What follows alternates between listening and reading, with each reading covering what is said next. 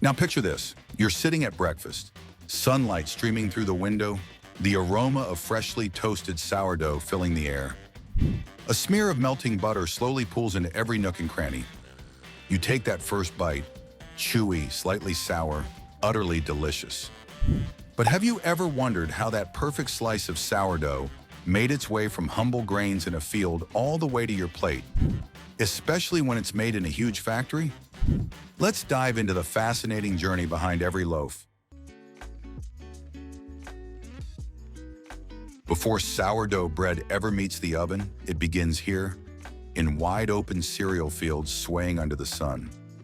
Wheat, rye, spelt, barley. These are more than just grains. They're the foundation of flavor, structure, and nutrition in bread. Each variety brings something unique to the table.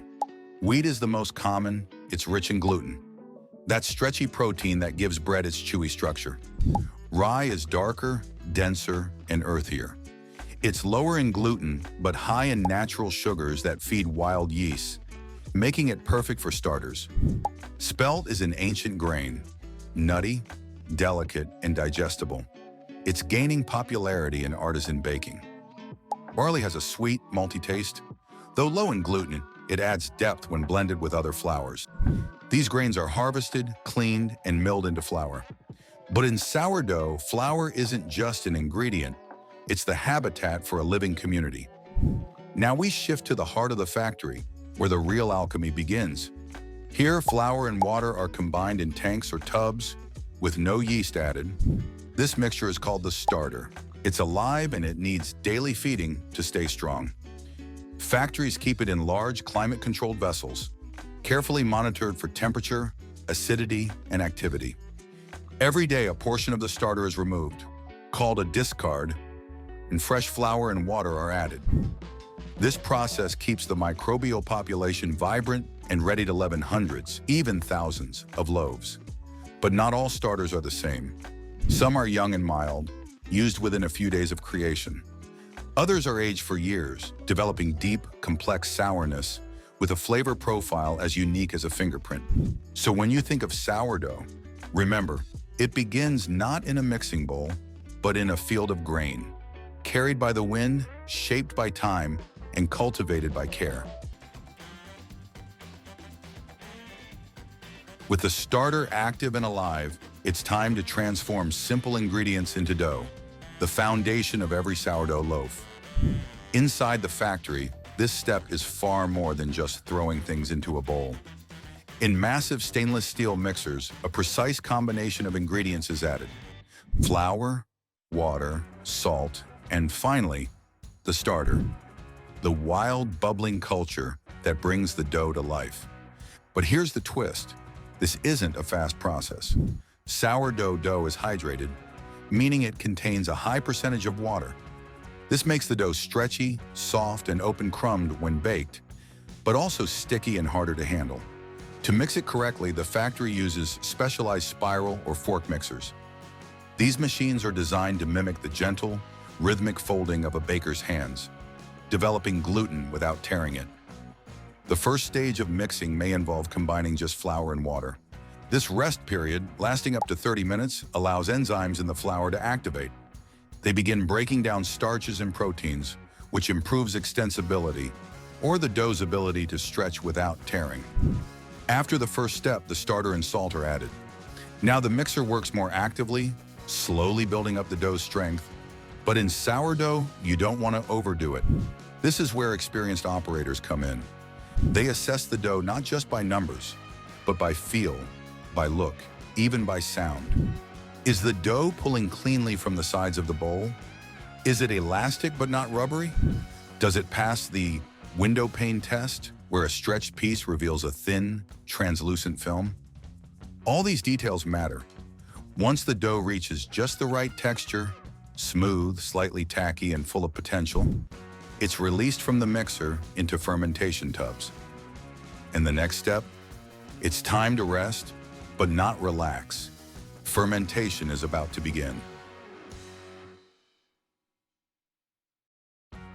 Once mixed, the dough begins a quiet transformation, not in the oven, but here, during bulk fermentation. In a sourdough factory, the mixed dough is transferred into large fermentation tubs or bins, often made from food-grade plastic or stainless steel. Some are designed to hold several hundred kilograms of dough at a time, big enough to feed a small village. And then we wait. The wild yeast consumes the natural sugars in the flour, releasing carbon dioxide gas. These gas bubbles become trapped in the gluten network, slowly inflating the dough like a soft balloon. At the same time, the lactic acid bacteria produce organic acids, especially lactic and acetic acid. These acids don't just give sourdough its signature tang, they also strengthen the dough, improve shelf life, and deepen flavor complexity. In a well-run factory, fermentation is tightly controlled. Operators monitor three key variables. Time, typically 3 to 6 hours, depending on the dough, the ambient temperature, and the desired flavor profile. Temperature usually kept between 24 and 28 degrees Celsius, 75 to 82 degrees Fahrenheit, for optimal microbial activity. Dough condition judged by feel, volume increase, and gas development. But there's another key element: folding. At set intervals, often every 30 to 60 minutes, the dough is gently folded within the tub. This isn't kneading.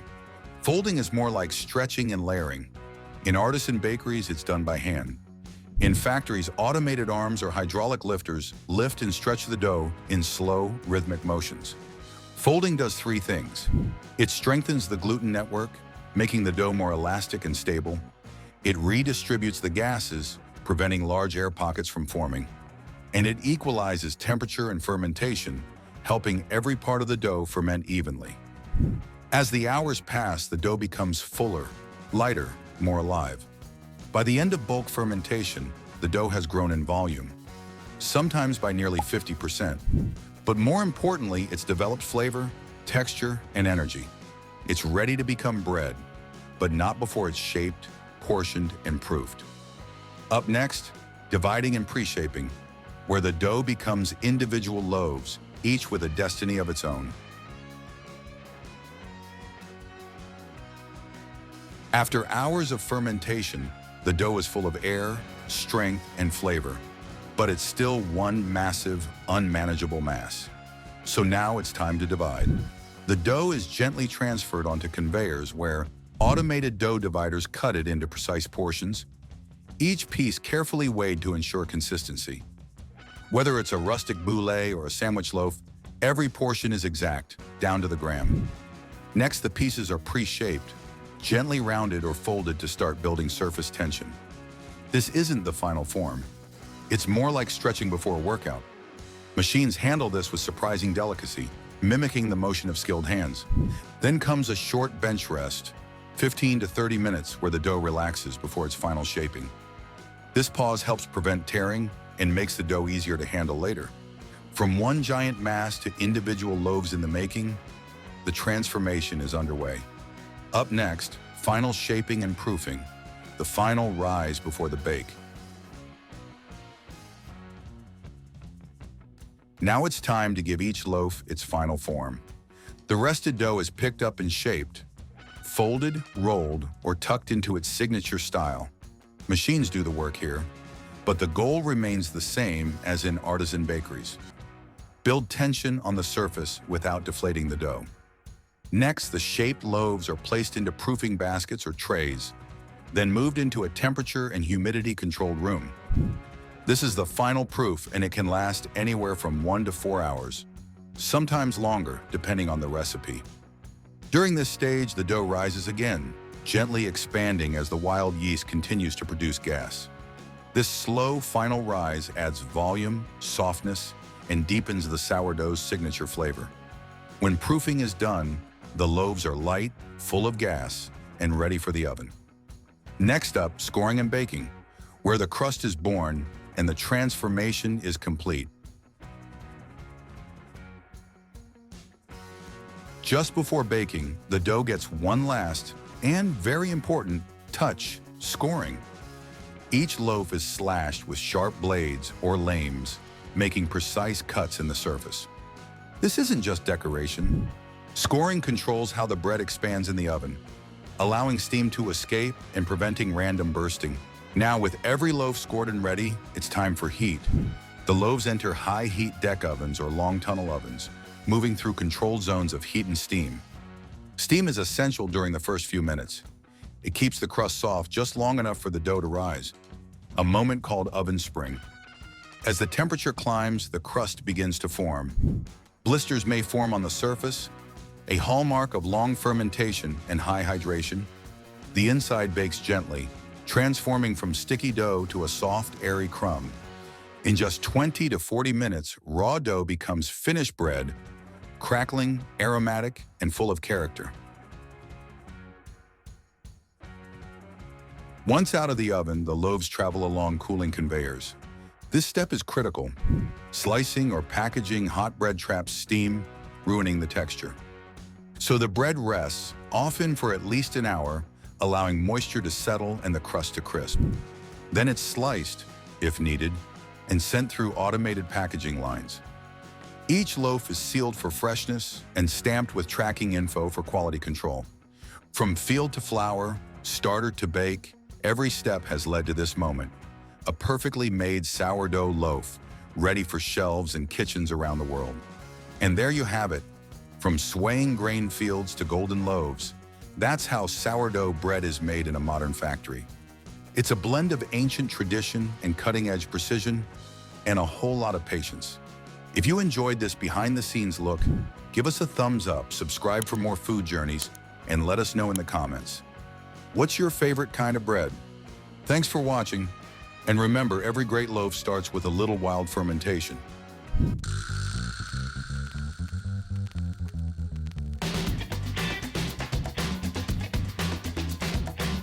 Imagine this.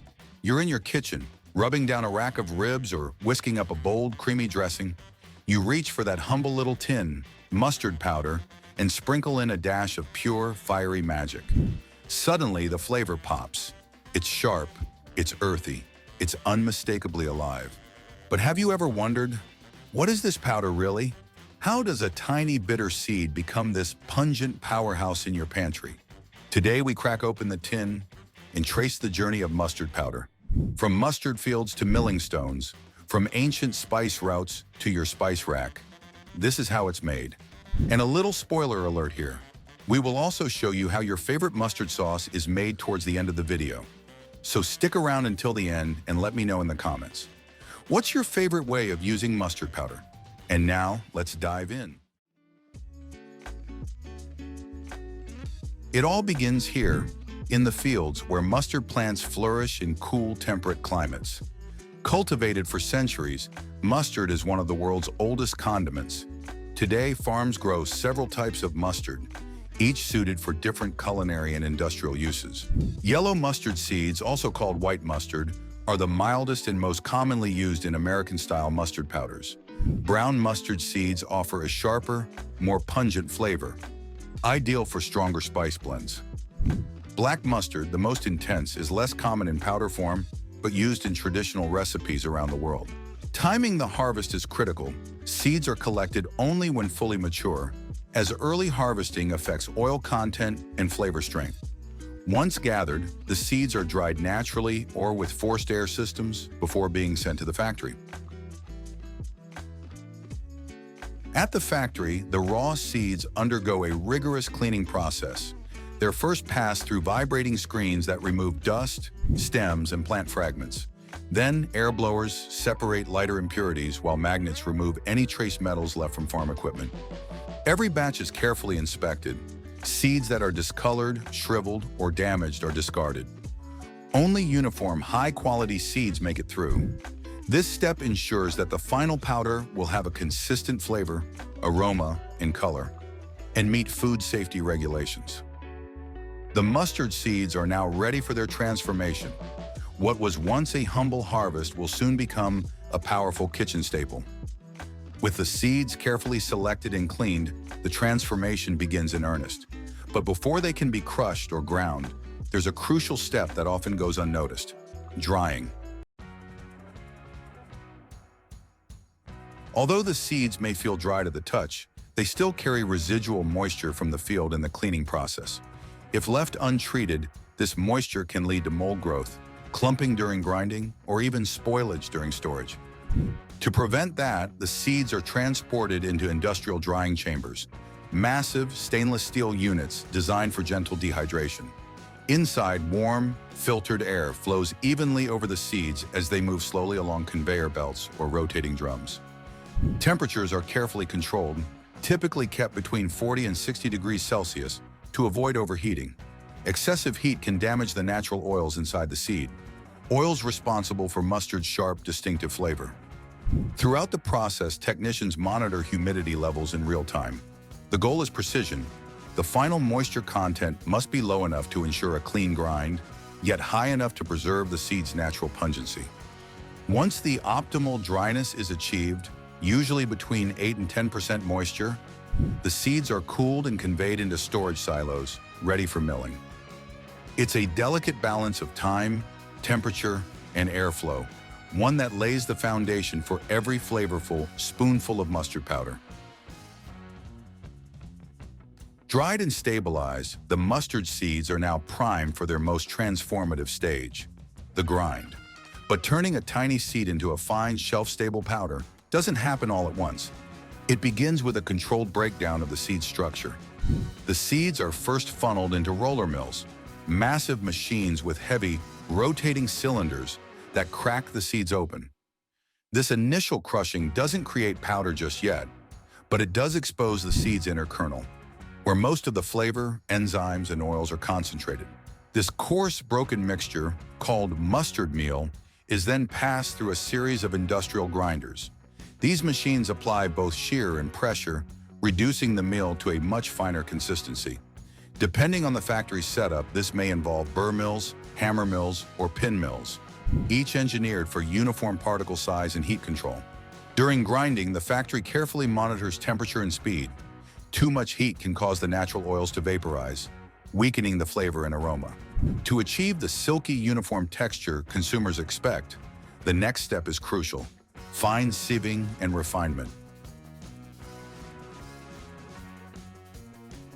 With the initial grinding complete, the mixture now resembles a coarse flour, rich in flavor, but still uneven in texture. To refine it into the smooth, free-flowing powder found in spice jars around the world, one final process is required: precision sieving and fine milling. The ground material is transported to a vibratory screening system where it passes over multiple mesh screens of decreasing size. These ultra-fine sieves separate out any remaining husk fragments or larger particles that escaped earlier grinding stages. Only the most uniform grains make it through. The rejected particles are often sent back for a second round of grinding, ensuring nothing is wasted and quality remains consistent. For even finer applications, like mustard used in sauces, pharmaceuticals, or seasoning blends, the sieved powder may undergo one last stage of micronization. Using air classifying mills, the particles are suspended and separated by size using powerful air currents. What remains is a soft, talc-like powder with an incredibly consistent particle size and smooth mouthfeel. Now, with texture perfected and flavor preserved, the mustard powder is ready to face its final test: quality control. Refined to a perfect powder, the mustard is now ready for one of the most critical stages in the entire process: quality control. Before it can be packaged and shipped, every batch must pass a series of meticulous tests designed to ensure safety, consistency, and flavor integrity. Once the mustard powder passes all quality checks, it moves to the packaging line. Here, automated machines fill jars, pouches, or bulk containers with precision. The powder is carefully sealed to preserve freshness and labeled with all necessary information, from batch numbers to expiry dates. After packaging, the mustard powder is stored in climate-controlled warehouses to maintain quality until shipment. From here, it's distributed to retailers, food manufacturers, and restaurants around the globe, bringing the bold flavor of mustard to kitchens everywhere. With micronization complete, the journey from seed to spice jar is finished.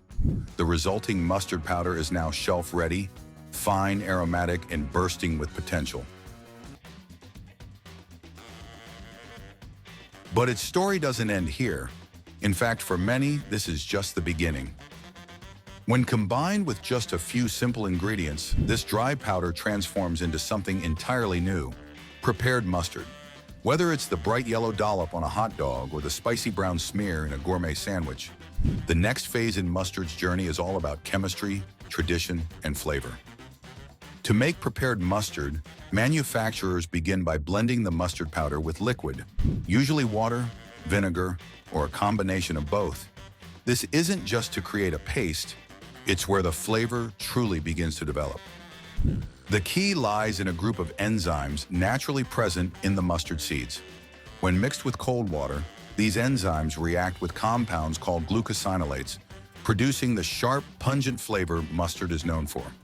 The choice of liquid and its temperature can dramatically affect the final taste. Cold water yields a hotter, more intense mustard, while vinegar tames the heat and adds tang. Other ingredients are added depending on the style being made. Salt for seasoning, turmeric for that signature yellow hue in American mustard, or even sugar, wine, and herbs for more complex regional varieties like Dijon or Bavarian sweet mustard. The mixture is then stirred and aged, sometimes for just a few hours, other times for days or weeks. This aging process allows flavors to mellow and deepen. Finally, it's passed through a finishing mill to ensure a smooth texture, then pumped into jars, sealed, and ready for shipment. From seed to sauce, the journey of mustard is a perfect blend of agricultural tradition and modern food science, proving that even the simplest condiments have a world of craftsmanship behind them. Thanks for joining us on this exciting food journey. Don't forget to like, share, and subscribe for more deep dives into the foods that shape our world. And just in case you have missed some of the older episodes, we have you covered. We have attached a special selection of past Factory View episodes to this video. So stay with us and enjoy more fascinating food discoveries. See you in the next episode.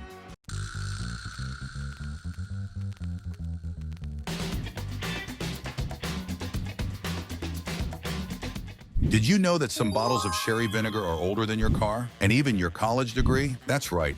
This rich, tangy elixir is aged for up to 30 years, just like fine wine. But wait, this isn't your average vinegar. Sherry vinegar comes with centuries of Spanish tradition, a secret aging process, and flavors that'll blow your taste buds away. Today we're going inside a Spanish vinegar factory to discover how sherry vinegar is made, from grape to barrel to bottle. Spoiler alert, there's fire, fermentation, and a whole lot of oak barrels involved. Long before sherry vinegar was bottled and sold in gourmet stores, it started, as many great things do, by accident. In the cellars of southern Spain, sherry winemakers would occasionally discover barrels that had left too long, exposed to a little too much air. The wine would begin to sour. What could have been a disaster became a discovery. They tasted it. It was sharp, but also complex. A little wild, a little woody. The vinegar that emerged was unlike anything else, richer, deeper, and full of the same character that made their wines famous. Over time, what was once a mistake became a deliberate craft. Vinegar makers in the Jerez region began selecting wines on purpose, using the same grapes, the same barrels, and even the same Solera aging system as sherry winemakers.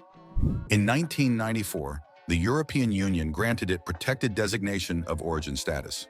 Now only vinegar made in the Jerez Triangle, using traditional methods, can legally be called vinagre de Jerez.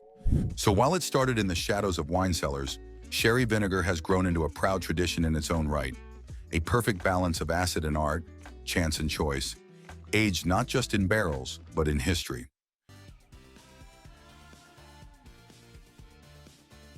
Every drop of sherry vinegar begins its life not as vinegar, but as wine. And not just any wine. Sherry wine, born in the sun-drenched vineyards of southern Spain. The grapes used are mostly Palomino, a variety that thrives in the chalky white soils of the Jerez region. These soils, called albariza, act like natural sponges, soaking up winter rains and slowly releasing moisture through the long, hot summers. After harvest, the grapes are pressed and the juice is fermented into a dry white wine, the base for traditional sherry. But instead of being consumed as wine, A portion of it is set aside for something even more special, the long transformation into vinegar. And here's the twist. The wine isn't immediately soured. It's often fortified with a bit of grape spirit to stabilize it, just like traditional sherry, preserving its flavors before it begins its slow journey toward acidity. So before it ever turns tangy, sherry vinegar begins as a carefully crafted wine, full of complexity, history, and the character of the land it came from.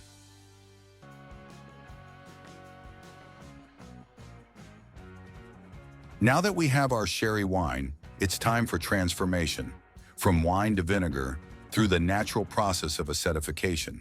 This is where alcohol meets oxygen, and nature takes the wheel. Special bacteria, called acetobacter, go to work, feeding on the alcohol and converting it into acetic acid, the molecule responsible for vinegar's signature sharpness. But this isn't just letting wine sit out in the sun and hoping for the best. In a modern factory, conditions are carefully controlled. Temperature, airflow, and exposure time are all monitored to ensure a clean, consistent fermentation. Some producers use stainless steel tanks equipped with aeration systems to speed up the process. Others take a slower, more traditional route, allowing the vinegar to develop at its own pace in wooden vats. As the alcohol slowly disappears, something new emerges, a complex, deeply aromatic liquid, still sharp, but layered with the first hints of what will become that unmistakable sherry vinegar flavor. At this stage, it's technically vinegar, but it's still young, raw, and brash. To become the real deal, it needs something more: time, wood, and the wisdom of the Solera system. Now comes the heart of what makes sherry vinegar truly extraordinary. The Solera system, a traditional aging method borrowed from sherry wine production and perfected over generations. The bottom row holds the oldest vinegar, sometimes decades old. The rows above contain progressively younger batches. This is the Solera y Criadera system, equal parts aging and blending, science and art. A small portion of vinegar is drawn from the bottom barrels for bottling, but they're never emptied. Instead, they're topped up with vinegar from the row above, just a little. Then that row is refilled with vinegar from the next youngest row, and so on. This creates a living, evolving system where the old vinegar teaches the young, and every drop contains a trace of the generations before it. But aging here is about more than just time. The barrels, usually made of American oak, impart rich, woody notes, letting the vinegar breathe and oxidize slowly. Over years, the vinegar darkens, thickens, and develops intense layers of flavor. Nutty, fruity, even a little smoky. Some vinegars are aged for 6 months, others for 10, 20, even 30 years. The longer it rests, the more concentrated and complex it becomes, until what began as simple wine becomes a culinary treasure.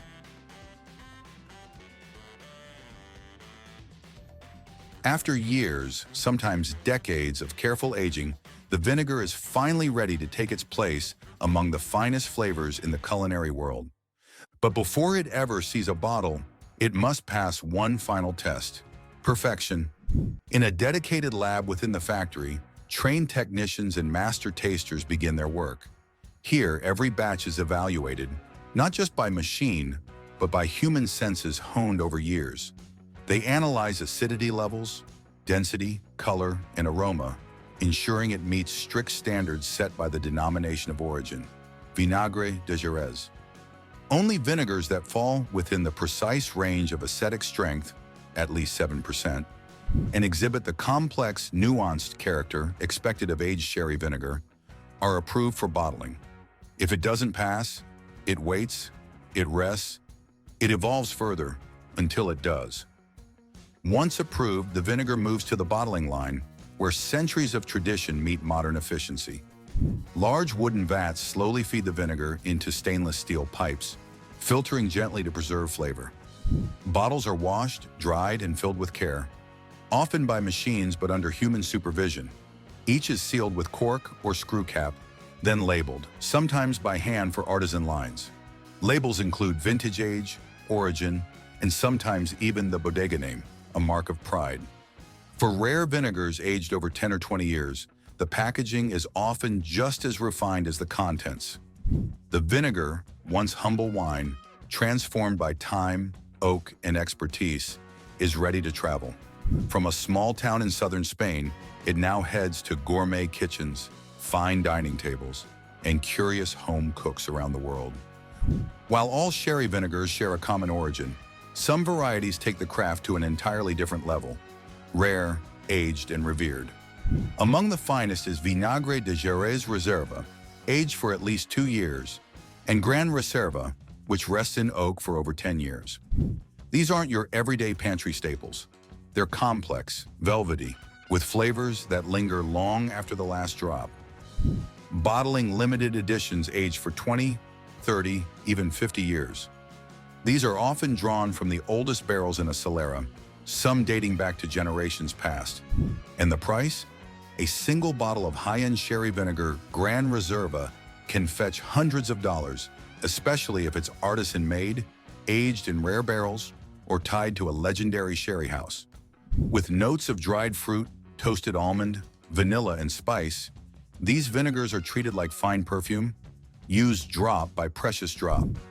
For chefs and collectors alike, they're not just condiments, they're liquid heirlooms.